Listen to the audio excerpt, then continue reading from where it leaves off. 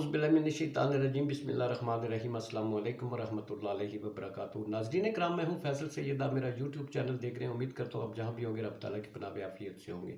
Supreme court का बड़ा फैसला, ज़मान पार्क में क्या हो रहा है उस पर बात करते हैं। इमरान खान साहब भी लाहौर रवाना हो चुके हैं। आज का दिन बड़ा अहम दिन था जी। इस पर बात करते हैं, मगर उससे पहले थोड़ा सा जिक्र, जो नाखुशगवार वाक़या सहाफ़ियों के साथ पेश आया इस्लामाबाद में। इस्लामाबाद पुलिस की तरफ से इस्लामाबाद में मौजूद रिपोर्टिंग का स्टाफ जो है रिपोर्टिंग करता है, जो ख़बरें हम तक पहुंचाते हैं, जो सहाफ़त से ताल्लुक़ रखने वाले वहाँ रिपोर्टर्स, कैमरामैन और सहाफ़ी मौजूद थे, उन पर भरपूर किस्म का तशद्दुद किया गया।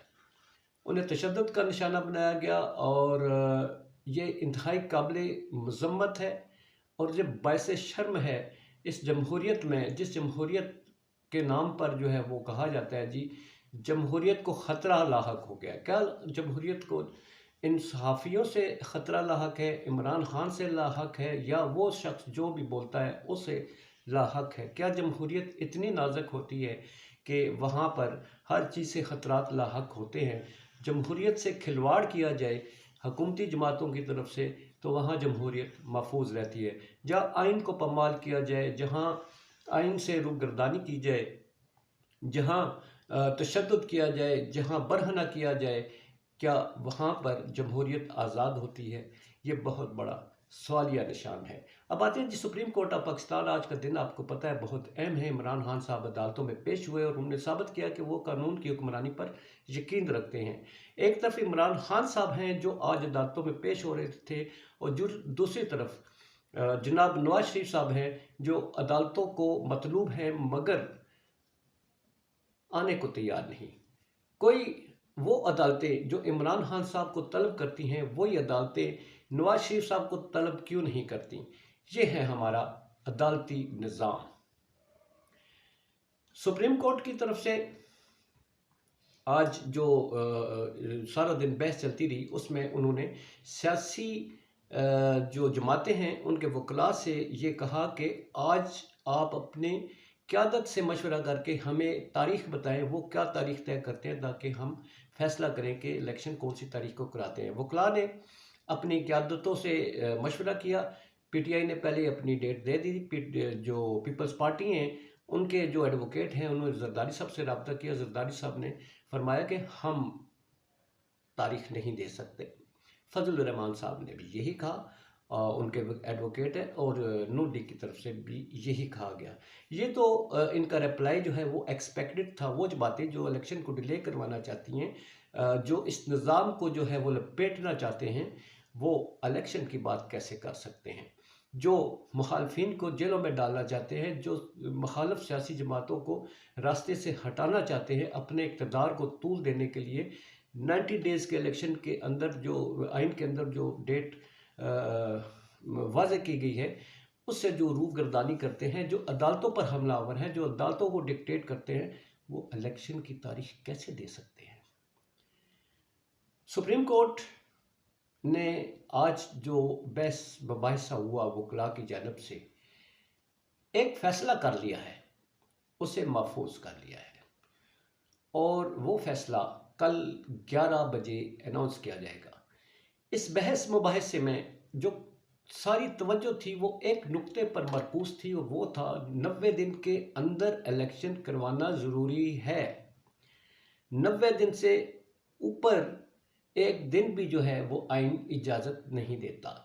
कल के फैसले में अगर इलेक्शन की डेट अनाउंस कर दी जाती है तो क्या ये क़यादतें जो आज मुतफिक नहीं थी तारीख देने में, तो क्या वो इलेक्शन लड़ने में मुतफिक हो जाएंगी? क्या वो सुप्रीम कोर्ट की दी हुई तारीख पर अमल दरामद करेंगी? अगर अमल दरामद नहीं करती तो इसका आइन जो है वो सज़ा तजवीज़ करता है, बड़ा वाज़े है। उस सज़ा में कौन कौन फंसेगा ये आने वाला वक्त बताएगा।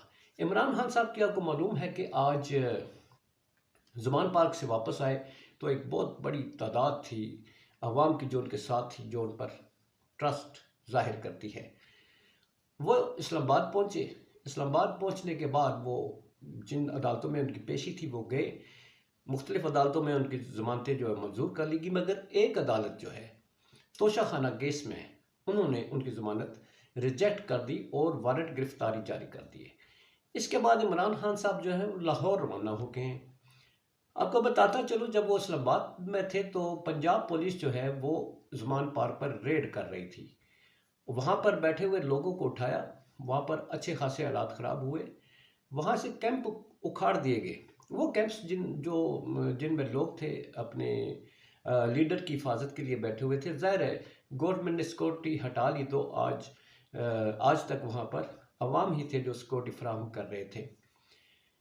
कैंप्स वहाँ से उखाड़ दिए गए, रुकावटें हटा दी गई और ये खबर है कि वहाँ पर अब पुलिस ने मोर्चे संभाली हैं। इमरान खान साहब अगर लाहौर पहुँचते हैं तो क्या उन्हें गिरफ्तार किया जाएगा? इमरान खान साहब को क्या जो ज़मानत उनकी नॉन बेलेबल जो वारंट गिरफ्तारी हैं उन पर अमल दरामद करते हुए इमरान खान साहब को गिरफ्तार किया जाएगा? क्योंकि मरीम नवाज साहिबा जो है अपनी ख्वाहिश का इजहार कर चुकी हैं, वो हुक्म सादर फरमा चुकी हैं कि इमरान खान को गिरफ्तार किया जाए।